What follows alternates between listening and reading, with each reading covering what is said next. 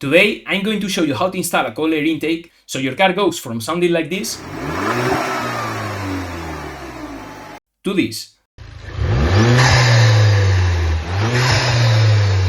The thing is, most people just slap the con filter on and call it a day, but they don't realize that in exchange for a bit of sound, they're actually losing power. So I'm going to show you how to do it right, getting that sound without losing any power. I'm doing this on a friend's car, an Audi TT of second generation. This one came with ABT tune from factory, so it's sitting around 200 horsepower. It already sounds great because he recently installed a dual exit muffler, but he's planning more mods before doing a proper remap to get even more power. The point of a con filter on this car is you will not only hear the intake sucking air, but you will also hear the turbo a lot more. With the stock airbox, the sound bounces around forever before coming out, so you barely hear it. A con filter lets that sound fly straight out. But here's the problem. People install it with no protection and think that because it's louder, it's faster now. But that can be more wrong, because yeah, it sounds better, but the filter is sucking in air from the engine bay, air that it's basically boiling. The colder the air, the better.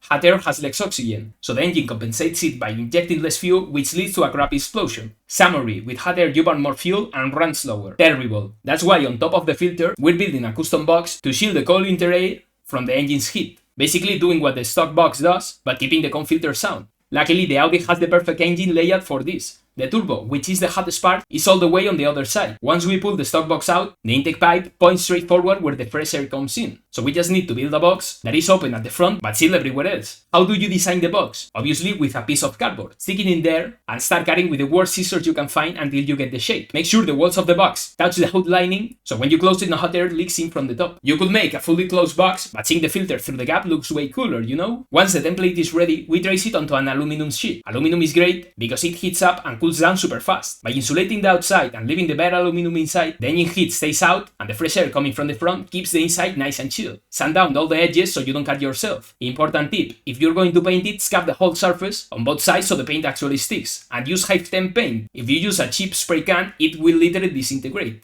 Sanding also helps the heat insulation stick better. I know it looks like trash right now, and it's going to look even uglier in a second, but trust the process. When it's painted and mounted, it will stop looking so awful. Technologia! Since we made the box in two pieces, we had to join them. Ideally, you rivet them with some thermal gasket in between, but my rivet gun died on me, so we just used zip ties. Then we covered the seams with gold heat tape to make it look even more hideous. Now we just wrap the outside in heat insulation. To make it look less like aluminum wrapped shoebox, we painted it black. Some people will tell me that painting the silver insulation black makes it reflect less heat, but look, it's not a race car, you will notice. What you will notice is the engine bay looking like a tinfoil sandwich, so we painted. Deal with it.